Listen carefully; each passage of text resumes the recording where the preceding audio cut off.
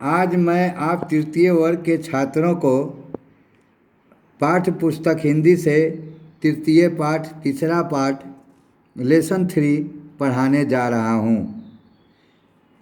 इसमें आप लोगों को पाठ पढ़ने से पहले ये जान लें कि आप सभी और हम सभी दिन रात प्रतिदिन सड़क पर चलते हैं, राहों पर चलते हैं।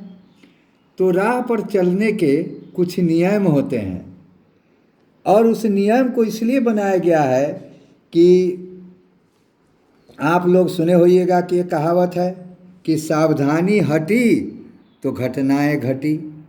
तो इसलिए हमें रास्ता चलते समय, राहों पर चलते समय, सड़कों पर चलते समय सावधानी बरतनी चाहिए, सावधानी पूर्वक चलना चाहिए। अब उन्हीं सावधानियों के बारे में इस पाठ में आप लोगों को बताया गया है और मैं पढ़कर आप लोगों को बताने जा रहा हूँ। कृपया ध्यान देंगे।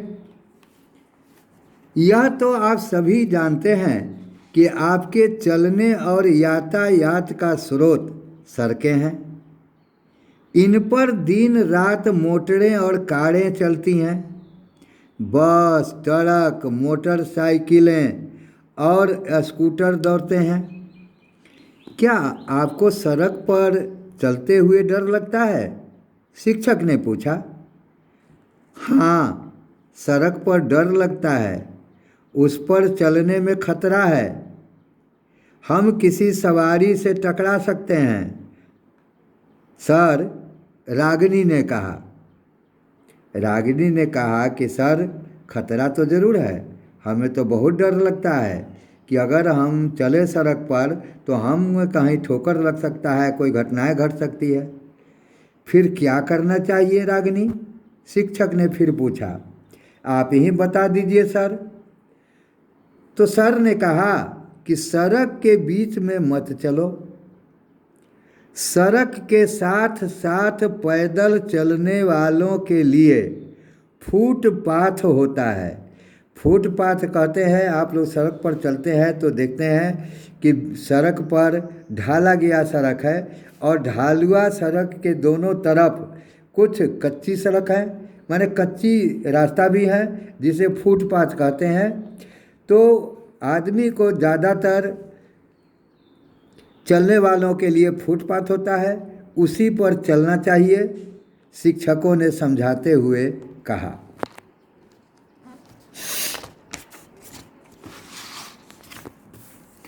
लेकिन सर, अगर हमें सड़क पार करनी हो तो क्या करना चाहिए? शिक्षक ने हंसकर कहा। सड़क को बहुत संभलकर पार करना चाहिए। ऐसा नहीं कि कहीं से भी सड़क पार कर लो। ऐसा करने से दुर्घटना होने का खतरा है। हमें सदा पार पथ से ही सड़क पार करनी चाहिए।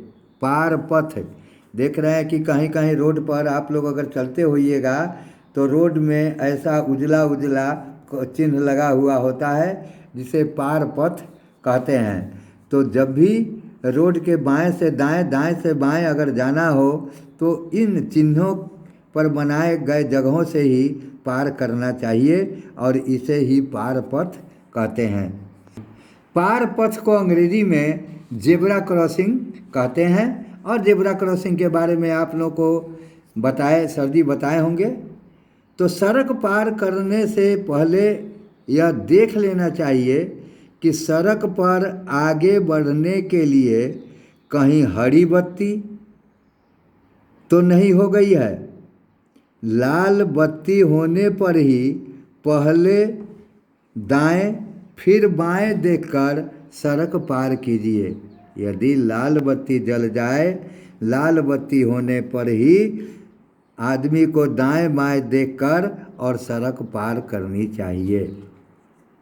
एक बात का और ध्यान रखिए कि सड़क पार करते समय जल्दी मत कीजिए। कभी दौड़कर सड़क पार नहीं करनी चाहिए।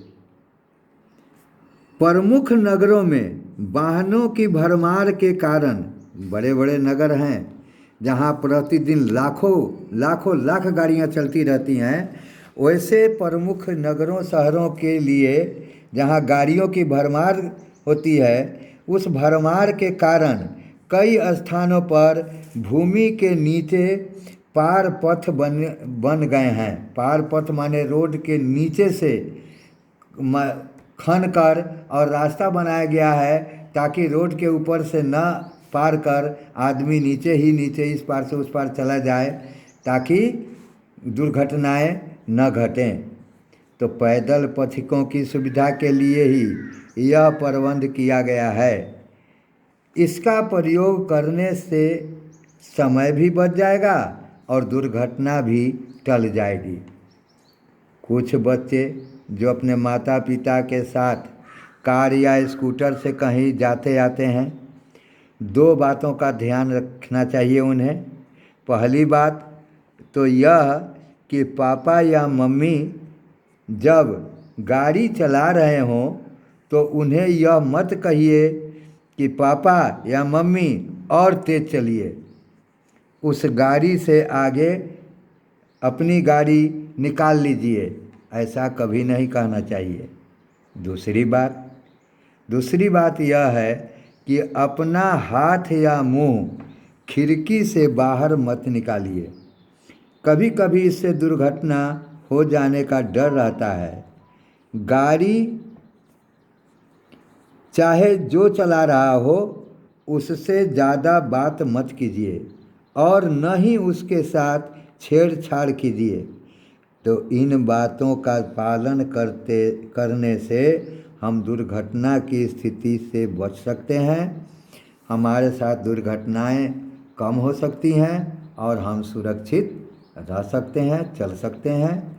तो इन्हीं बातों को ध्यान में रखते हुए जो नियम बताए गए हैं उस पर आप लोग अमल करेंगे, पाठ को ध्यान से पढ़ेंगे और जो लिखा गया है पढ़े हैं या पढ़ेंगे उसे ज्यों के त्यों अपने राइटिंग के कॉपी में देखकर लिखने का प्रयत्न अवश्य करेंगे और शुद्ध पढ़ने का प्रयत्न जरूर करेंगे।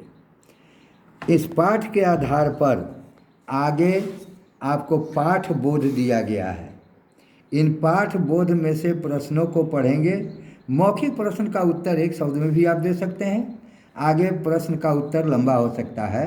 तो इन सबों को पढ़ते हुए जहाँ तक संभव आप लोगों से बन पड़े हो सके इन तमाम प्रश्नों के उत्तर देने लिखने का प्रयत्न करेंगे जहाँ तक हो, और अपने कॉपी में सुरक्षित रखेंगे। जब भी विद्यालय खुलेगी हम आप लोगों को उसे ज़रूर देखेंगे। यदि इसमें किसी प्रकार की कठिनाई हो तो फिर हम लोग इसका उत्तरित अंक जब आप लोगों को भेजेंगे तो आप लोग उससे अपने उत्तर का मिलान करके अपने उत्तर से संतुष्ट होइएगा। जो कमी होगा उसे पूरा कीजिएगा। इन्हीं बातों के साथ फिर एक बार आप लोगों को हम बता रहे हैं कि सड़क यातायात के संकेत चिन्हों का संग्रह करो और उनके अर्थ निकालो। आप लोग जानते हैं कि सड़क यातायात के जो संकेत चिन्ह होते हैं उसमें 3 लाइट्स होते हैं, जिनके बारे में आप लोगों को बताया गया है कि रेड लाइट होता है, ब्लू होता है और ग्रीन लाइट होता है। रेड, येलो और ग्रीन 3 लाइट्स होते हैं जो आप जानते हैं कि रेड लाइट हमें रुकने के लिए कहता है, येलो लाइट तैयार होने के लिए कहता है और ग्रीन लाइट हमें आगे बढ़ने का संकेत करता है। तो इनके बारे में आप सभी जानते हैं, इसको ध्यान में रखेंगे। अपने सबके यहाँ देहात में तो लाइट प्रबंध नहीं है, लेकिन बाकी जो सावधानी बताई गई है मैं उम्मीद करता हूँ कि आप लोग उस बताए हुए सावधानियों पर विशेष ध्यान देंगे और आप लोग उसके अनुसार चलने का प्रयत्न करेंगे। इन्हीं के साथ मैं अब अपने वक्तव्य को विराम देता हूँ। धन्यवाद।